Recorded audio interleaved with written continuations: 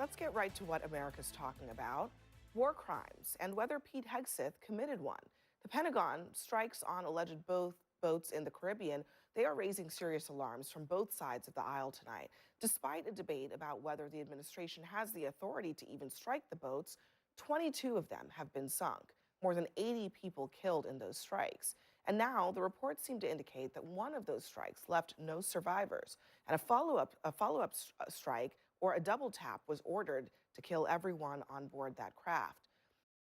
Hey guys, welcome to the video. Of course, this is continued coverage of, what many are considering as a war crime against America for a double tap strike on a boat that happened back in September. The boat is suspected of bringing drugs into the United States, and as you just heard, there's been over 20 strikes on boats bringing drugs into America, and over 80 people have lost their lives as a result of being on those boats that are bringing those drugs into America. And this is, you know, one of the one of the main priorities of our current administration is to stop the illegal flow of drugs into our country. Trying to get our country back to some type of normalcy. Get a lot of these people who are really dependent on illegal drugs to get addicted to these illegal drugs, and it does nothing but bring down the community and breaks families up, and it's just a long list of snowball effects that that comes when people are hooked on illegal drugs that are coming in from these foreign countries. So um president is taking this very, very seriously, and now they're saying that Pete Hegseth is now shifting responsibility for the attacks, and let's get a little bit more information. Both Republicans and Democrats are arguing that at best, a second strike is illegal, and at worst, it's a war crime. If it was as if the article said, that is a violation of the law of war. When people want to surrender, you don't kill them. If that reporting is true, it's a clear violation of the DOD's own laws of war, as well as international laws. So this rises to the level of a war crime. Obviously, if that occurred, that would be very serious, and I agree that would be an illegal act. If the facts are as have been alleged, that there was a second strike specifically to kill the survivors in the war in the water, that's a stone cold war crime. It's also murder. The White House and the Pentagon have denied a Washington Post report that claimed that Hegseth gave an order to, quote, kill everybody. And tonight, Hegseth and the White House are shifting responsibility to Admiral Mitch Bradley. He's the commander of U.S. Special Operations. Now, Hegseth says that he stands by that admiral's combat decisions, while the White House calls them lawful. Joining us in our fifth seat tonight is Margaret Donovan. She is a former Army JAG. Margaret, I want to start with you because there is this dispute about who gave the order. First of all, what do you make of the fact that tonight they seem to be pointing the finger pretty directly at this admiral and naming him, both at the White House podium and Pete Hegseth in this tweet in his defense, but really saying that he's responsible for this? Yeah, I think that that is a great indication of an administration who knows that something has gone terribly wrong here. I think that people are finally recognizing, and that's why you see we did that intro with all of these different leaders and lawmakers saying that this is a stone cold war crime. This is so basic to everybody who has served in the military and who has trained on the law of war and the law of armed conflict, that it is a war crime, that it's no surprise that the administration will be trying to shift the blame. I think that the choice to sort of pin this on Admiral Bradley is an interesting one, but not unexpected, because Secretary Hegseth is not somebody who has exactly leadership qualities, right? He's actually largely unqualified to be in that position. And so, of course, his natural instinct would likely be to say, something has gone wrong, let me find somebody to blame this on. Find a fall guy. We just have to be fair about it. That the admiral is became the fall guy for this whole thing, and like she said, I don't know really Pete Hegseth at all. Just really getting a lot of information about him, but she's a former Army JAG, and she's stating that he doesn't have leadership qualities. He doesn't really doesn't have the qualifications to be in the job that he's in. So I wouldn't be surprised if he's moved out of that position and someone else is put into that position. As they were saying, the administration known that they have, this is not a good look, especially with everything else that's going on, that everything that they're involved in as far as like peace talks and finding corruption within the United States, and dealing with illegal migrants and stuff like that, like all of the issues that are currently going on in America. To have this being something that is going to distract a lot of people from all the other good things that are going on. This is pretty big, and not knowing what's going to become of this, it could definitely do a lot of hindering and put a lot of blocks up against the strikes that are going on, which unfortunately could lead to um, it could lead to drugs being able to find its way to our shores. So man, this is really really big, honestly. A lot of people are not really into this type of thing, but this is very very interesting, and I'm gonna just let this play out. Now, that's not to absolve Admiral Bradley of anything. If the facts really have played out the way that it is being reported, he absolutely had a duty not to follow an unlawful order if it was Secretary Hegseth's order. Yeah, I mean, Batia, this kind of puts the whole unlawful order thing in a different context, because now there's a real question about whether there was an unlawful order and who gave it. Well, first of all, the story has been massively misreported. So you have actual headlines saying that Hegseth gave the order for the second hit. That wasn't in the initial Washington Post article, which claimed that following, by hearsay, somebody claimed to have heard Hegseth say, "We have to kill everybody," therefore the admiral gave the second hit. So I just want to clear that up. I think that's why Hegseth wrote the tweet, is to just correct the record. But what I don't understand is, it is the Secretary of State's right to determine who is a terrorist and who isn't. The Secretary of State answers to the executive branch.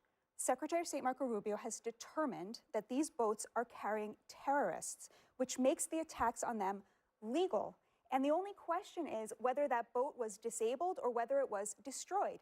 If it was destroyed, how were there still live people clinging to it? And if it was only disabled, let me just finish the point, then it was still a threat, meaning it was still a legitimate target. So I'm very confused. And by the way, I've spoken to a lot of veterans today who are also very confused by all of this bipartisan outrage. Well, look, good thing we have a military lawyer. Of course, there would be bipartisan outrage because a lot of people just don't like Trump. They don't like Trump's administration.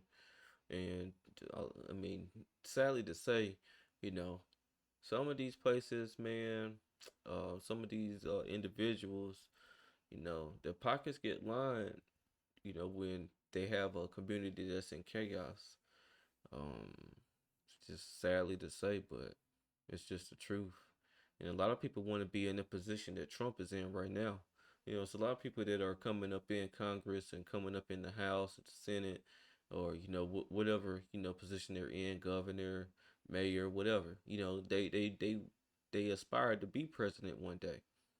So they definitely want to be on record condemning stuff, and and I understand that there are laws to warfare, and the Department of Defense, they have laws, and there's international laws, so all that has to be examined very very closely. But she did bring up a good point. If this boat wasn't destroyed and it's still considered a threat, then was that second strike actually unlawful? So it's a good point to bring up. Let me let them continue.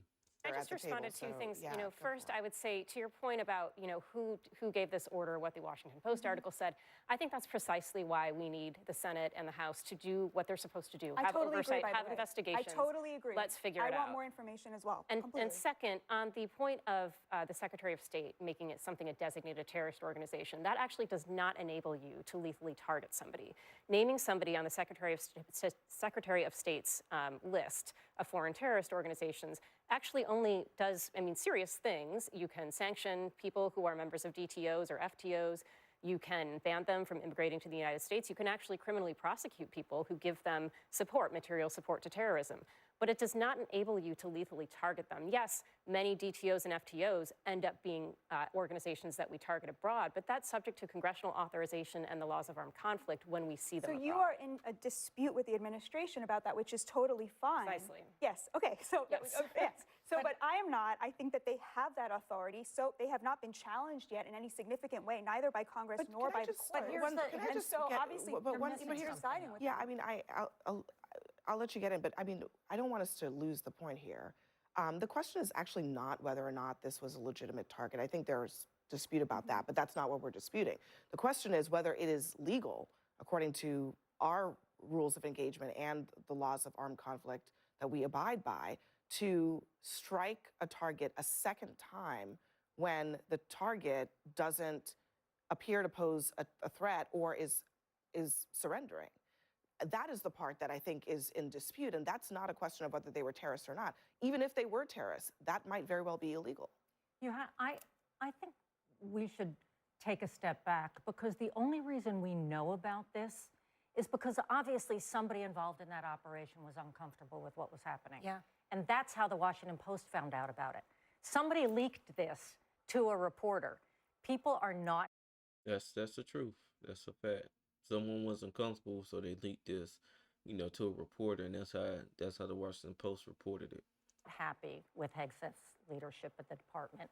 People are not happy with some of the things that the military is being ordered to do, whether it's the SEAL team, whether it's ENCOM, whether it's, and I think that we have to pay attention to the fact that this isn't coming from some random reporter who was on the boat with them. This is coming from an internal source who is unhappy with the leadership of the administration. To that point, the Washington Post had a story tonight that this is a quote from a military official.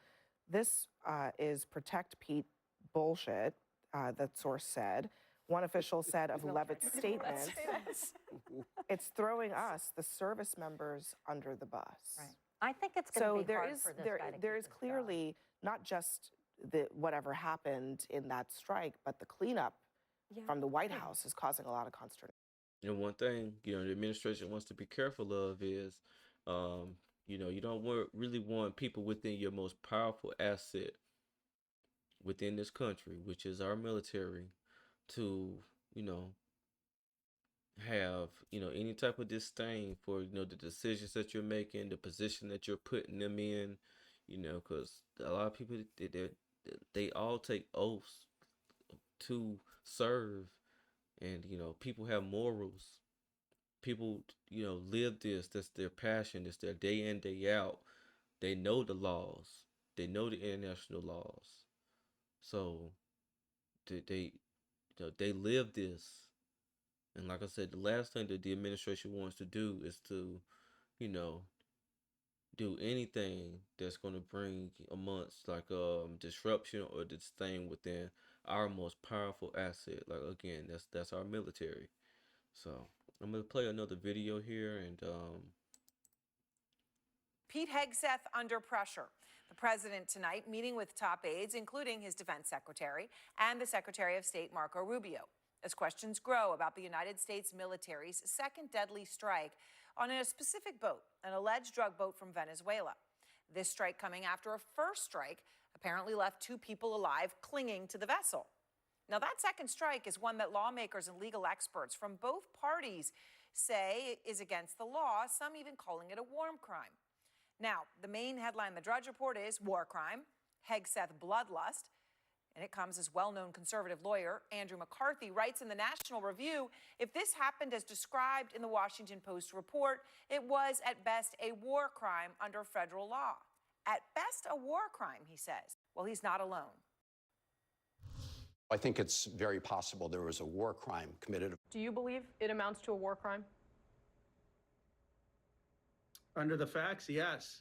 Obviously, if that occurred, that would be very serious, and I agree that would be an illegal act. All right, that last person was Republican Congressman Mike Turner, and I'll speak with him in just a moment. So what is this Washington Post reporting? Well, let's be explicit about it. The Post is reporting that Hegseth's order to the U.S. military was, quote, to kill everybody. And that's what prompted the follow-up strike against those people clinging to the side of the boat. And this report was a bombshell, prompting the responses that we just showed you and massive cleanup and denial from the Trump administration. Hegseth calling it fabricated, inflammatory, and derogatory reporting. And President Trump on Air Force One said this. Number one, I don't know that happened. And Pete said he did not want them. He didn't even know what people were talking about. Trump. Yeah, that's not a good look with the deflection, and no one excuse me, truly wants to take, accountability for calling on the strike. And these are the people that are in the leadership position. So, if you know anything about leadership, you're gonna be the first one to have to answer to, the question, and you definitely shouldn't be throwing anyone that's under you under the bus, especially not any like service members or anything like that. Leadership should take full accountability and responsibility for it, and look to go through whatever the consequences are of these actions and things of that nature. Let me just see what else we have here. At least they're opening the door to saying, well, he himself didn't know what happened. But when it comes to the denial of this deadly strike, Trump's White House actually admitted at one point today that there was a second strike. Listen to this. To be clear, does the administration deny that second strike happened, or did it happen and the administration denies that Secretary Hegseth gave the order? The latter is true. The latter is true. Well, in the case of that question, then, according to Levitt, the second strike happened, but the Secretary of Defense didn't order it? Well, wow, that opens up Hegseth to another host of serious questions about his command and control. And yet, the Defense Secretary of the United States is treating it like a joke. Today, posting this meme of it, Franklin the Turtle, a children's character, standing on the edge of a helicopter firing a missile at a boat. Hegseth's caption, "For your Christmas wish list." Now, of course, just a reminder that he is the Secretary of Defense, or as he calls himself, the Secretary of War. He is the leader of the United States military, posting that.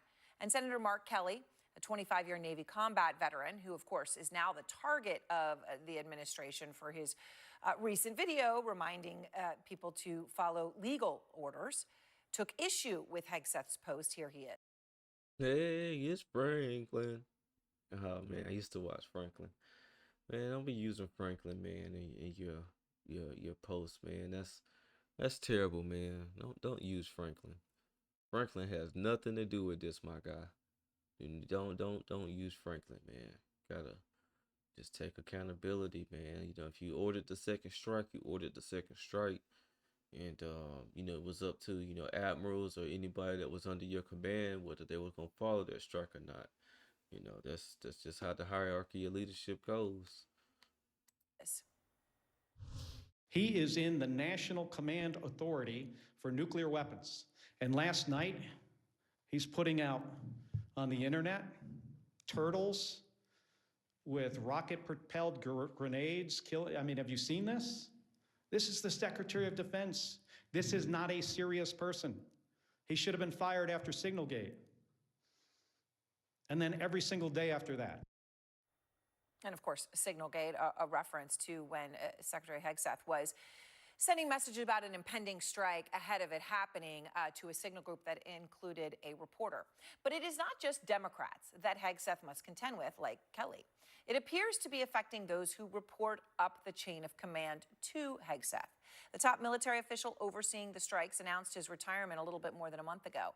It was a surprising move, given that Admiral Alvin Halsey had only been in command for less than a year. But sources tell CNN that tensions between Halsey, who was overseeing U.S. Southern Command, and Hegseth had been simmering for weeks. And Halsey was concerned that the strikes in the Caribbean may not have been lawful. And even in Congress tonight, Republican Congressman Don Bacon raising that same concern, saying that if these strikes occurred like what's being reported in the Washington Post, it would be, quote, an illegal act, echoing the words of Mike Turner, who will be with us in just a few moments. Let's begin now with Elena Treen, though. She is out front live outside. Okay, so, the White House, they confirmed that the second strike happened. They're not really trying to say that Pete Hegseth gave the command, but he is in the position to give that command. There was an admiral that's over the, that's over the command within the area who announced his retirement after being in that position less than a year. So that speaks volumes as well. And we'll just have to keep following this because they're just really just talking around just the limited information that we have and little information that they have updated since this first became a breaking news story since the Washington Post brought it to life here. So we'll keep watch on this and keep creating reaction videos and keep everyone up to date. I do appreciate everyone who has subscribed. I think I'm up to over 70 subscribers here. I've only been on my YouTube journey for a month or so. So I do appreciate everyone who took the time to subscribe, who's taking the time to like my videos or taking the time to comment. I do appreciate it. I really, really do. And it's just one of those pieces that just continues to motivate me to come and give my opinion on these news stories and just try to make some type of sense of it for those who kind of look at these stories and they just their thoughts are all over the place. So maybe you didn't see these stories because a lot of people are not really watching like regular TV and stuff like this, or not subscribed to these certain channels and stuff like that. So just kind of want to give my own opinion on what's going on and my own reaction. Again, this is Justin Paul. Peace.